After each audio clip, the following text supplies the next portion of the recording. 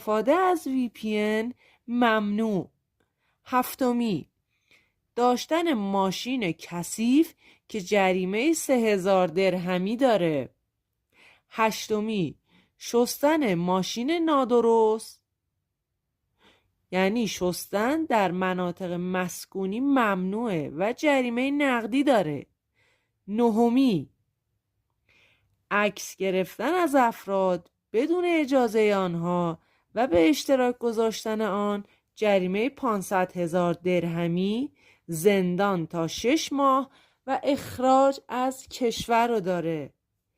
دهمی، شایعه پراکنی به خصوص در شبکه اجتماعی که مجازات 3 سال زندان و جریمه 1,000,000 درهمی رو داره.